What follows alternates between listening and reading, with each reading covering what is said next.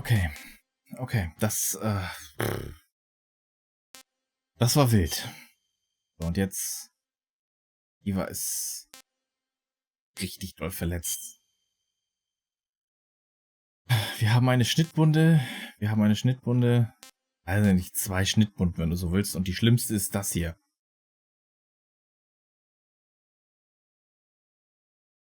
Heißt also, warte mal. Schnittverletzung, Blutung, kein Verband angelegt, noch nicht desinfiziert.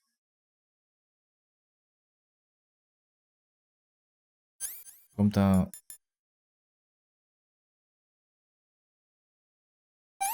Desinfektion, Blutung.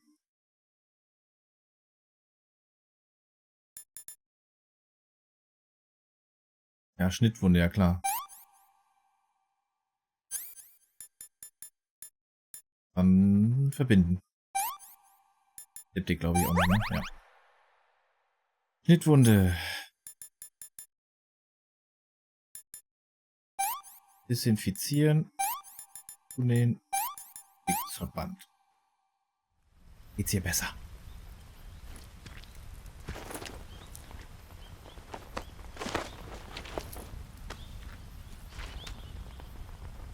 Can you walk?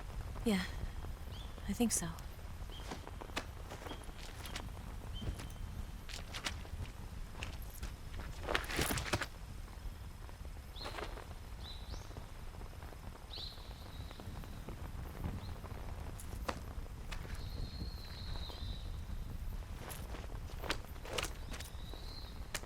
Here. It's different from the Mauser. When you're using a two-hand grip, you have to be careful where you put your hands or your fingers will get burned by the exhaust gas from the cylinder gap.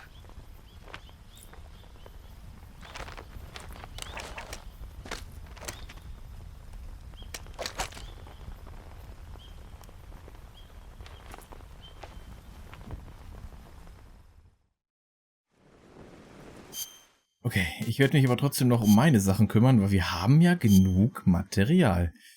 Schnittwunde.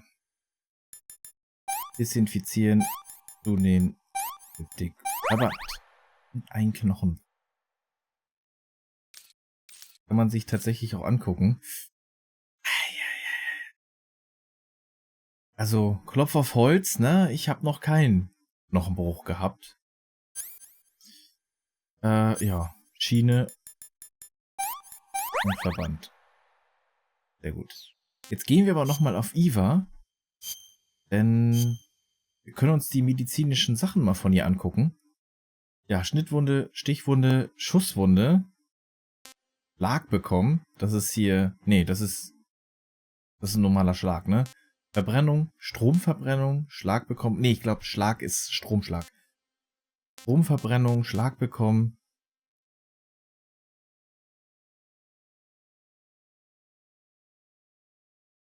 Was Bronchitis ist, weiß ich nicht. Schmerz im unteren Rücken. Finger verstaucht. Bauchschmerzen, Lebensmittelvergiftung, Blutekel, Gift, Nagel abgebrochen. Bauchschmerzen, Stromverbrennung. Hypoxie, weiß ich nicht, was ist. Erkältung, Verstauchung. Nagel abgebrochen. Infektion des Innenohrs. Loch im Zahn. Erkältung. Nachtangst. Gastritis. Dann noch. Uiuiui. Bronchitis, Erkältung. Schlag bekommen. Frostbeulen, Schnittwunden.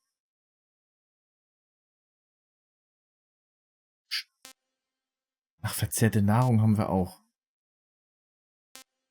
Ist hier nicht... Doch, da, Brustoperation. Ja. Die sind nicht echt. Alter, was machst du denn? Dass das so kaputt ist bei dir. So, jetzt müssen wir uns aber auch wieder tarnen, weil wir sind nicht alleine.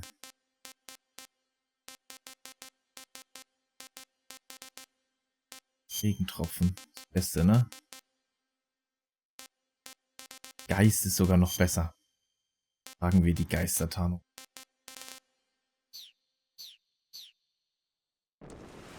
Ach, Sauerstoffmangel. Snake, are you all right? I've been better. What about Eva? I healed her up. She can manage. Good. Snake, you'll take the lead and break through the enemy's line of defense. Eva will ordinarily be following behind you. If you lie on your belly, she'll lie down as well. If you slip and fall off a cliff, she'll follow right behind. You can call out to Eva by pressing the action button. Head to the lake along with Eva. Alles klar. Hast du das jetzt gelesen oder weißt du das, was das ist? Weil dann würde mich noch interessieren, was machen wir da, Eva?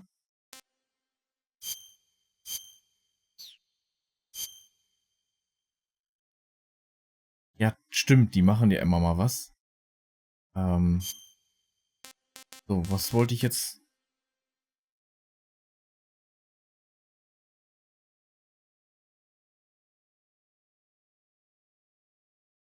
Ja, dann googelt das doch einfach mal. Ah, Eva, wir wissen's.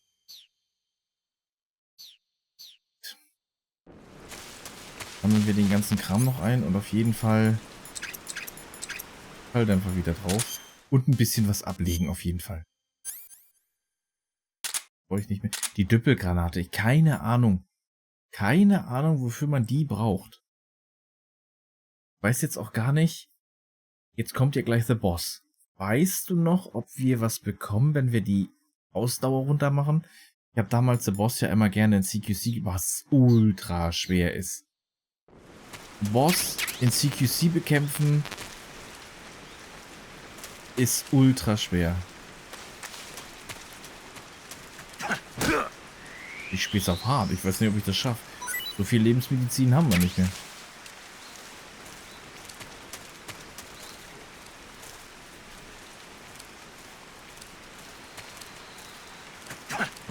Nehmen das mal alles mit, weil Survival, das können wir gut.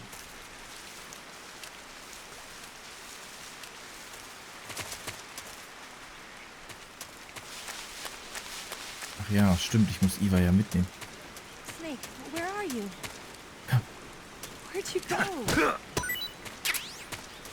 Komm. Ich hab die Lage gecheckt.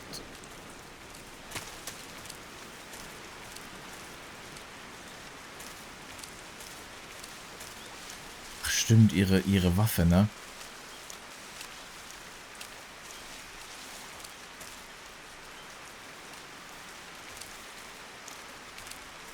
Schreib's einfach in den Chat, wenn du es weißt. Das passt schon.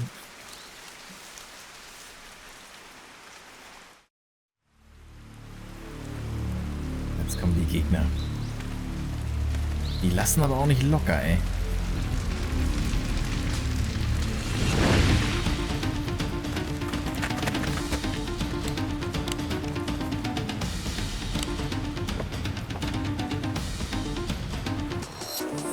Sind bei dem Unfall umgekommen. Gebt auf.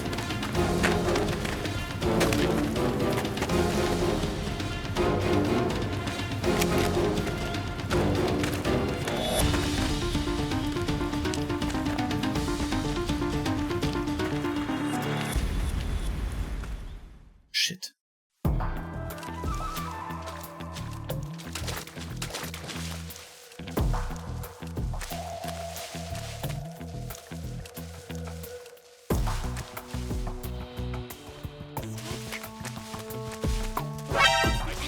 Ah, shit, ey.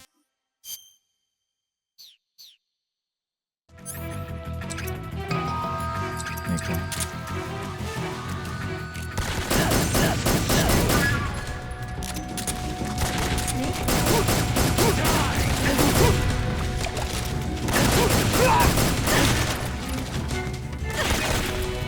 Oh, was leer.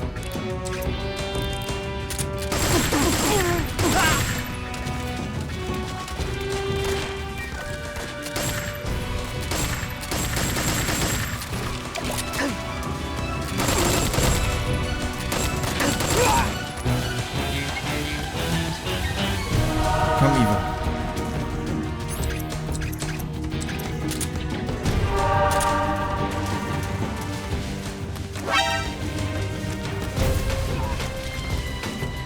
noch mehr.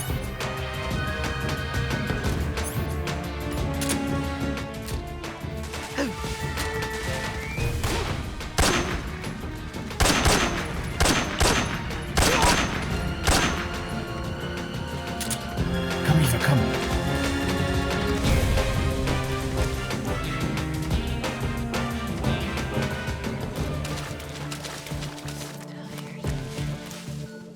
Right there?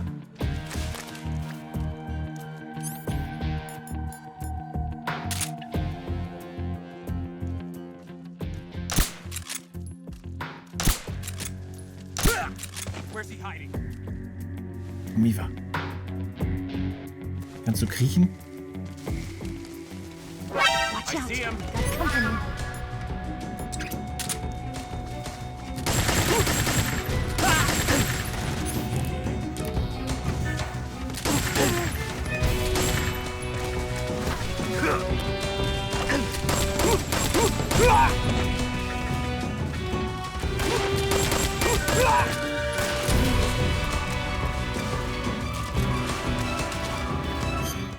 Oh, alter Schwede.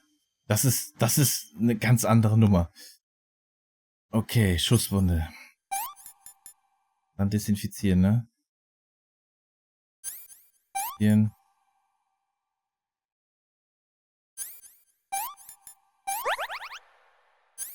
Schusswunde.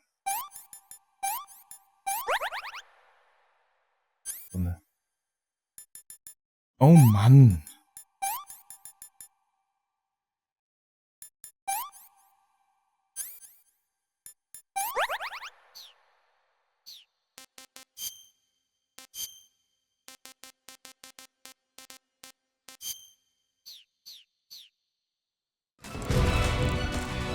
Ja, ich sollte Eva mal was zu essen geben. Oh, Eva. Das sind Nudeln. Let me have some more. Okay.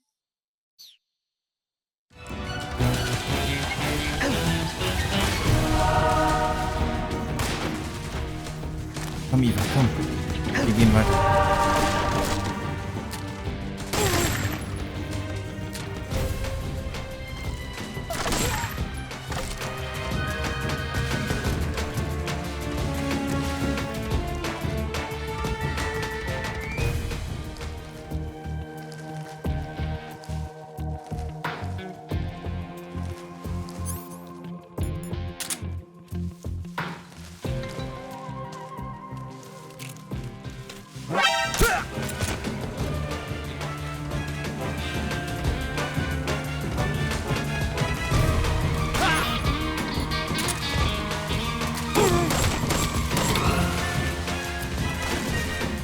Das darf doch nicht wahr sein, ey. Das ist ja eine beschissene Stelle.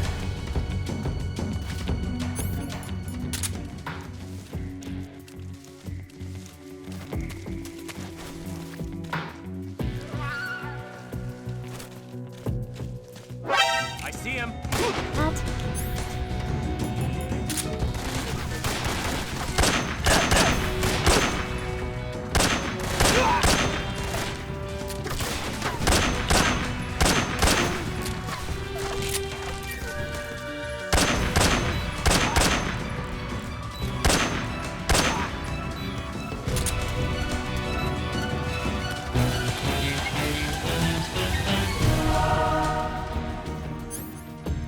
Auch nicht mehr so viel Munition. Alter, ist alles leer.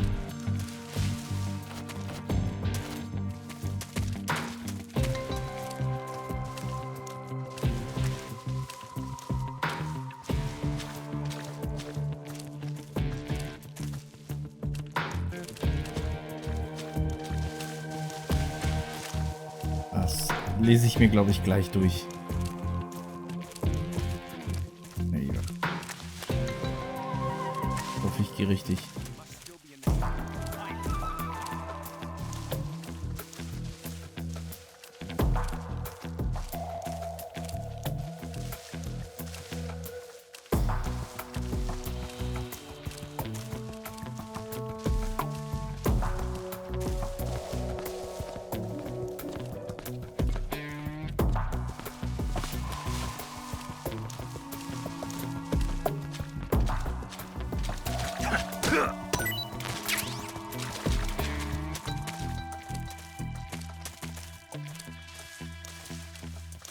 Hoffentlich gehe ich auch richtig. Ich gehe hier nicht im Kreis. Kommt mir alles ziemlich bekannt vor. Oh Mann. Wo soll ich denn hin? Oh. Oh. Ich bin tatsächlich. Super.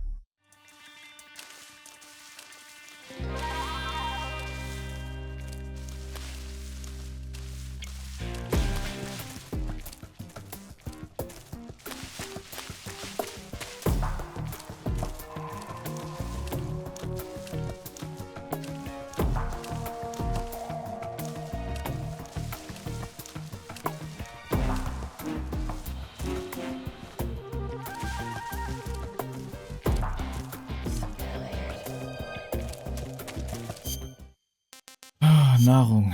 Iva. Ration. Da musst du jetzt durch.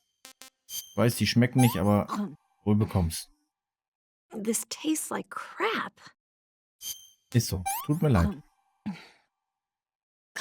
Yuck. So, jetzt lesen wir das erstmal, was Max da geschrieben hat. Aus der englischen Übersetzung. Eine Entzündung.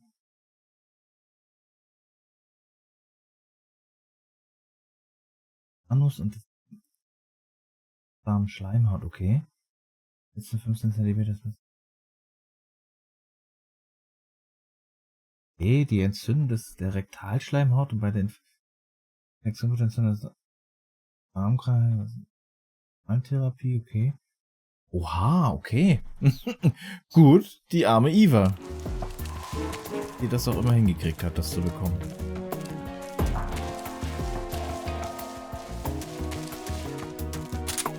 Da liegen die ganzen Wachen. Gebt ihr mir Munition, das wäre echt nett. Vielen Dank.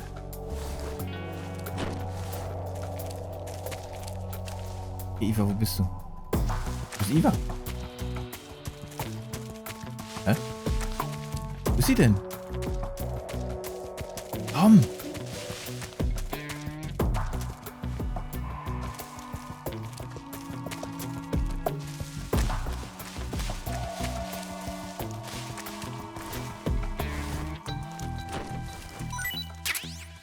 Ach, Gott sei Dank. Munition.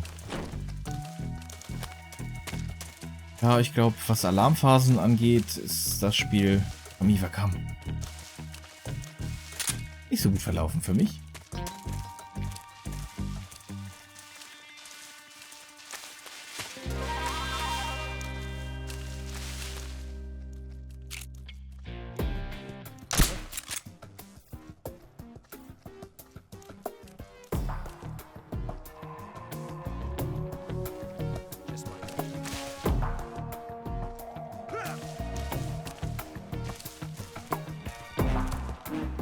Schade, dass man die nicht ausschaltet.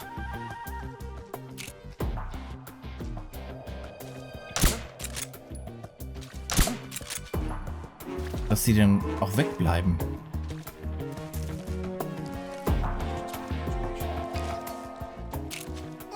What's wrong?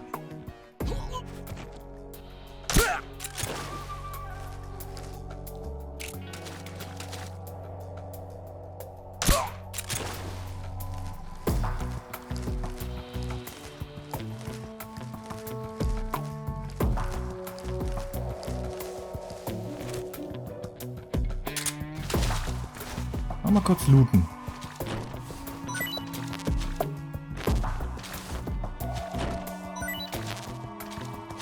Das ist alles die Munition, die ich nicht brauche. Wo ist Iva?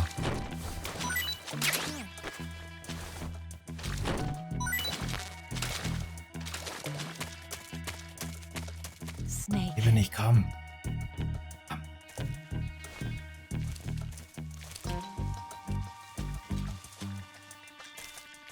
Ich glaube, es wäre einfacher, glaube ich, schlafen zu legen.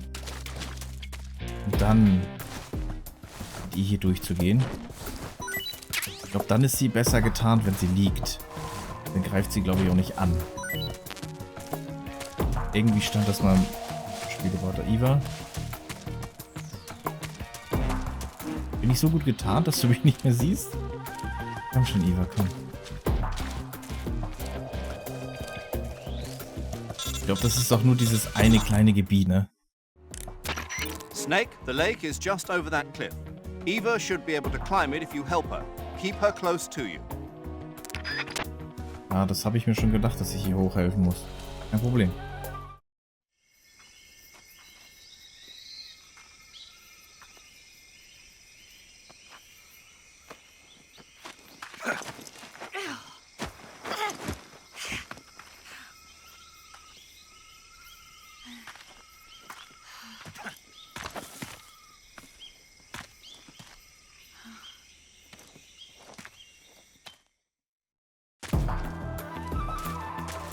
Noch mehr Action.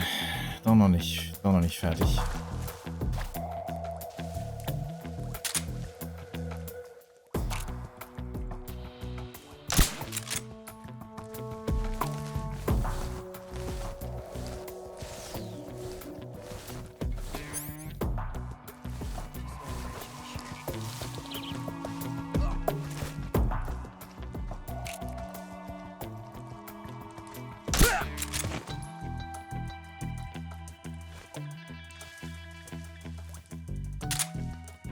Nee, nicht das Fernglas.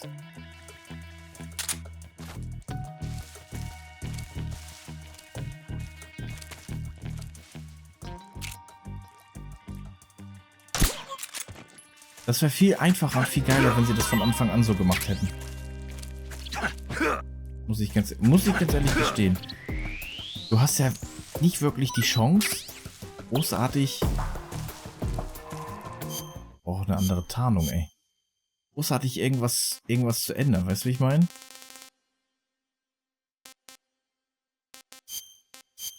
Du bist ja quasi komplett darauf angewiesen, das sofort zu verstehen, was Phase ist. Keine Chance. Oh, schwarz ist noch besser. Keine Chance auf... Weiß es da wieder noch besser. Na?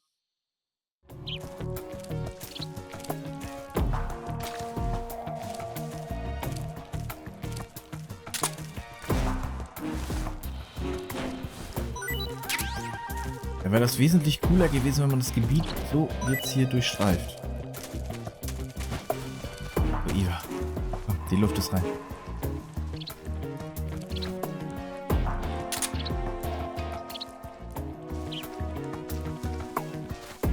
Ich hätte natürlich auch einfach eine Blendgranate schmeißen können und dann wäre alles gut gewesen. Hoffe ich. Du brauchst ganz schön viel Essen, meine Liebe. Ja, hau rein. What did you give me?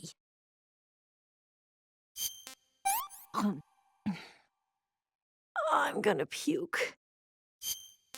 Das soll erstmal reichen. Yeah, I've lost my appetite. Okay, gut. Das ist doch gut, wenn du keinen Hunger mehr hast. Kann ich ja eigentlich nur zufrieden sein.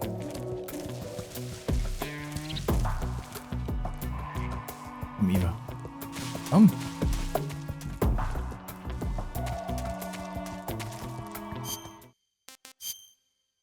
Doch eine andere Tarnung jetzt hier, oder?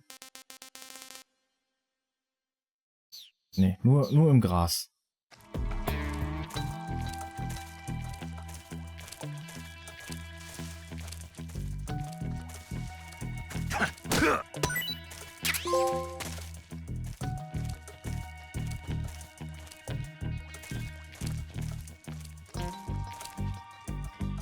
Ich gucke jetzt, ich habe noch nie so oft diese Karte benutzt, ne? Glaube ich, egal welche Richtung wir gehen.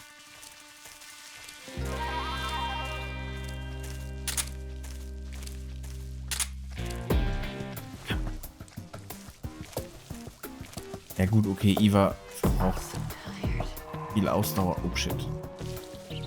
Oh shit. Nein, ich wollte Rad drücken.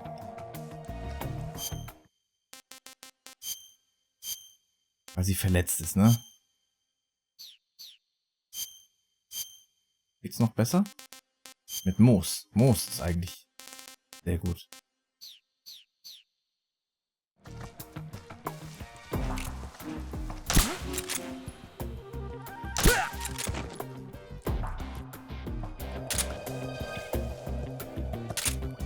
my imagination.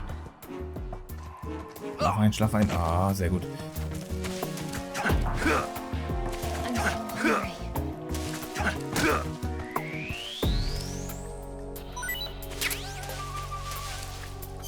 Hier, dann kriegst du auch was von mir. Komm hier, Netzpython. Lass es dir schmecken. Can I have seconds?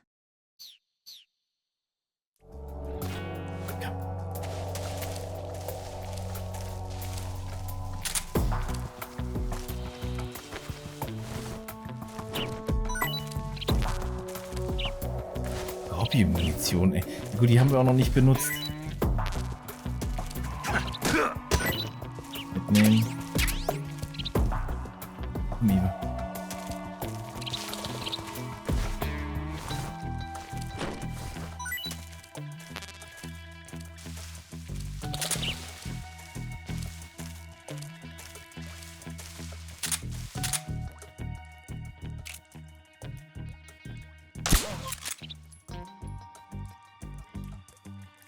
Na, wo ist der? Da bist du. Gute Nacht, mein Freund. Where'd you go? Wie fies? Kannst kommen. Where'd you go? Ja, komm doch.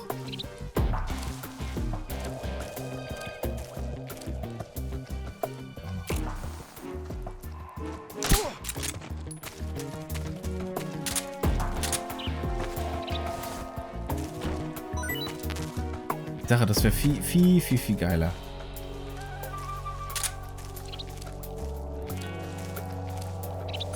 Da auch noch eine.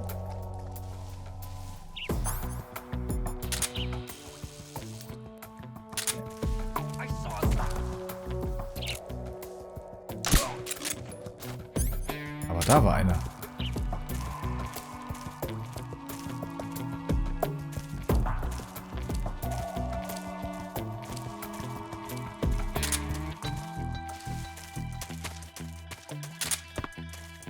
Hä?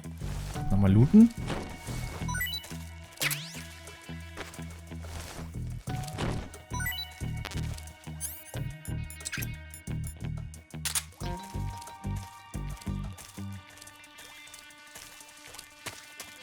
Ist nicht am Start. Snake, where are you? Liebe nicht, komm. Snake. Komm mal. Jetzt haben wir es aber gleich geschafft.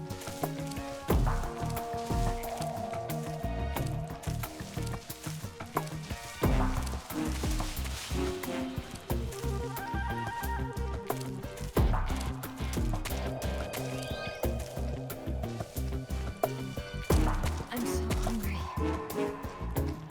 Ja, wir haben es gleich. Wir haben es gleich.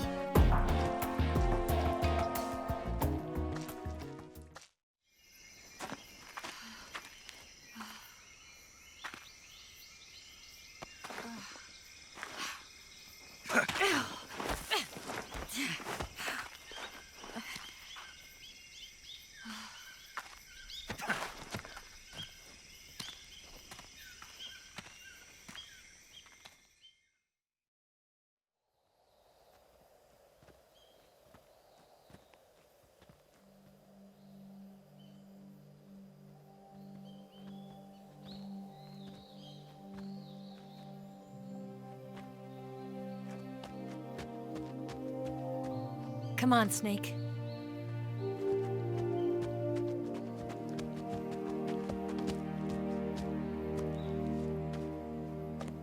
We made it. We made it. Over there.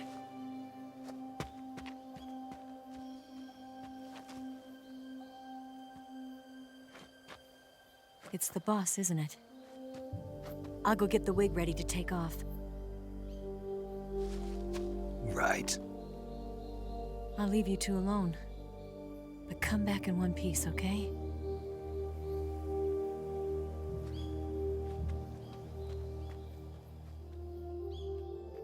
Trust me.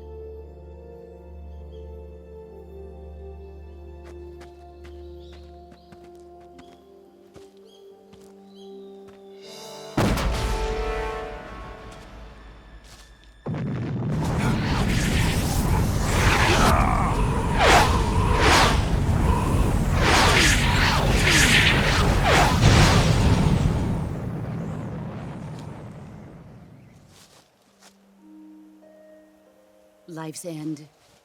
Isn't it beautiful? It's almost tragic. When life ends, it gives off a final lingering aroma.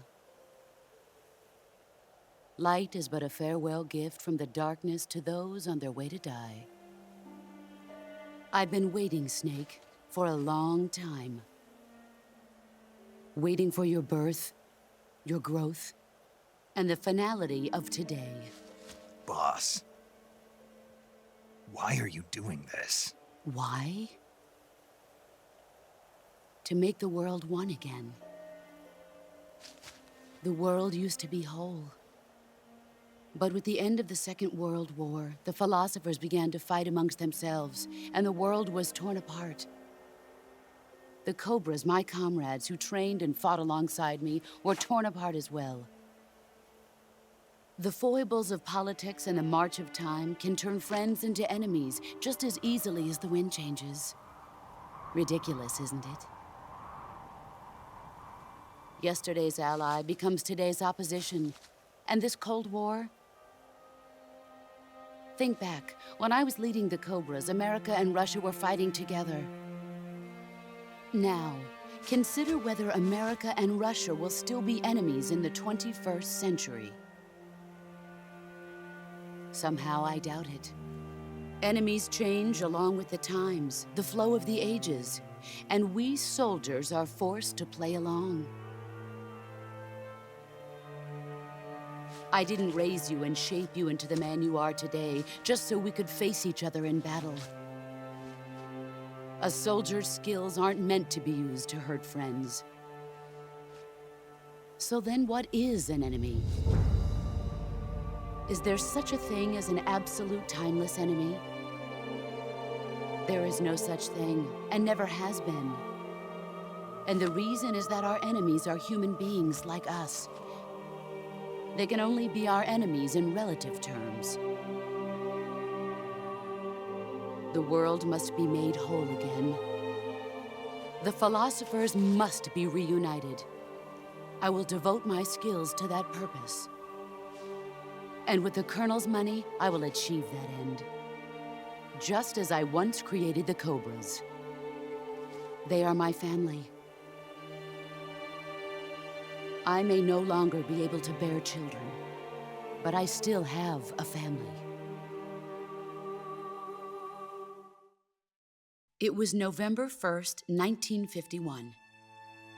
I was in the Nevada desert participating in atomic testing. The name Nevada is derived from Spanish, covered in snow, white as snow. And snow is exactly what I saw in that Nevada desert. It froze my blood white. Snake, you were an atomic test subject, weren't you? On Bikini Atoll. That's part of the reason I was drawn to you. You and I are alike. We're both slowly being eaten away by the karma of others. We'll never have the chance to die peacefully of old age. We have no tomorrow. But we can still have hope for the future. In 1960, I saw a vision of the ideal future from space. 3 years earlier, the Soviet Union had succeeded in launching Sputnik, the first man-made satellite in history, into orbit. This came as a huge shock to the United States. In response, America threw everything it had into its own manned spaceflight project, the Mercury program. Even as the Soviets seemed poised to send their first man into space, America was still experimenting with chimpanzees and rockets. The government wanted human data, so they secretly decided to send a human being into space. I was the one they chose.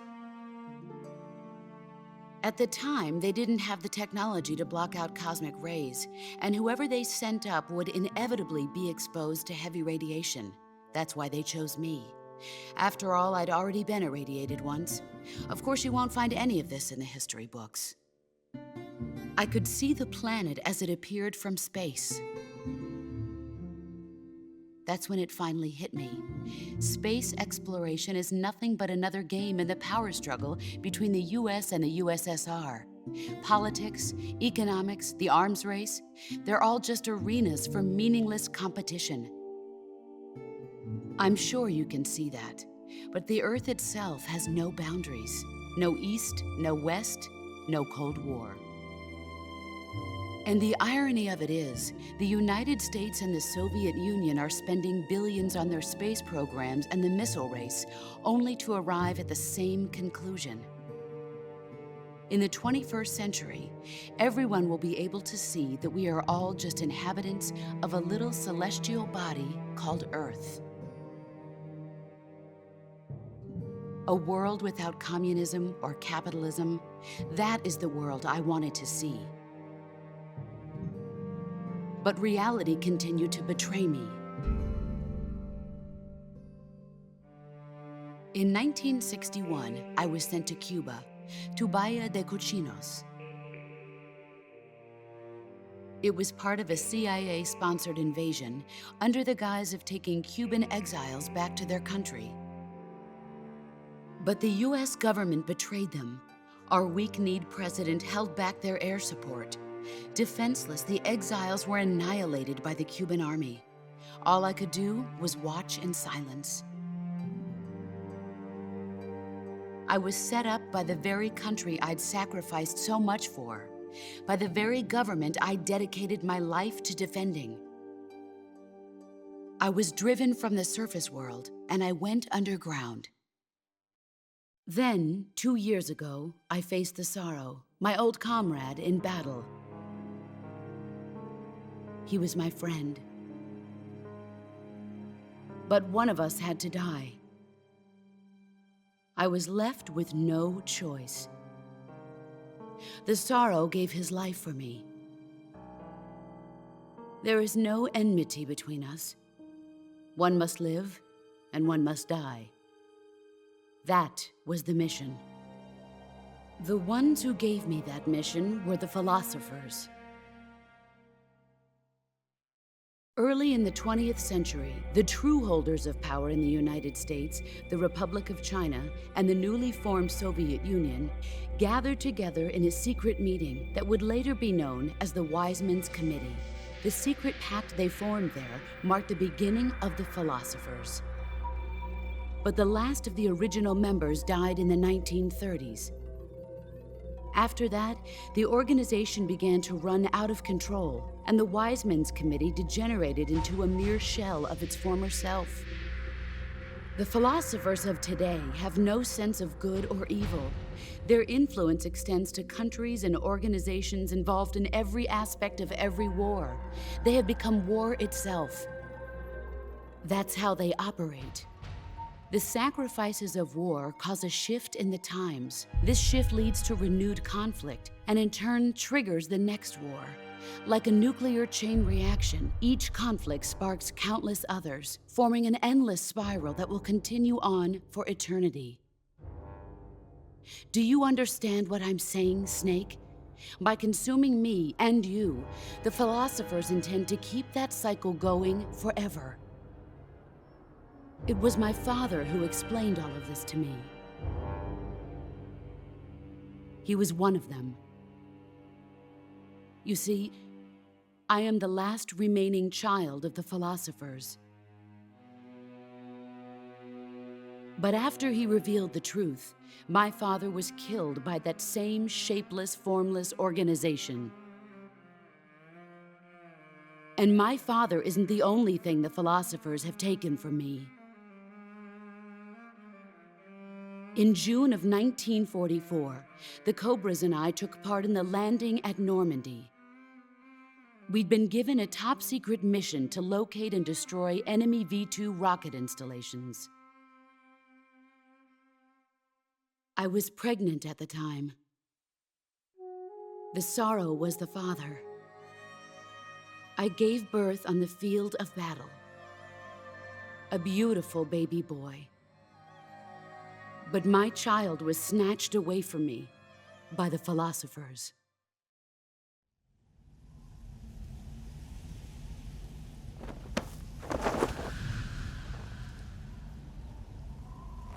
Look at this scar. This is proof that I was once a mother. I gave up my body and my child for my country. There is nothing left inside me now. Nothing at all. No hatred, not even regret. And yet sometimes at night, I can still feel the pain creeping up inside me, slithering through my body like a snake.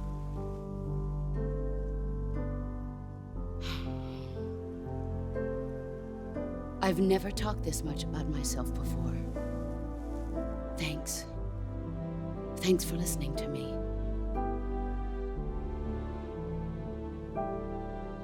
I feel content. Snake, commence the operation. I raised you. I loved you. I've given you weapons, taught you techniques, endowed you with knowledge. There is nothing more for me to give you. All that's left for you to take is my life, by your own hand. One must die, and one must live. No victory, no defeat. The survivor will carry on the fight. It is our destiny. The one who survives will inherit the title of boss. And the one who inherits the title of boss will face an existence of endless battle. I'll give you 10 minutes. In 10 minutes, MiGs will come and bomb the hell out of this place. If you can beat me in less than 10 minutes, you'll be able to escape in time. Let's make this the greatest 10 minutes of our lives, Jack. Boss. You're a soldier. Finish your mission. Prove your loyalty. Face me.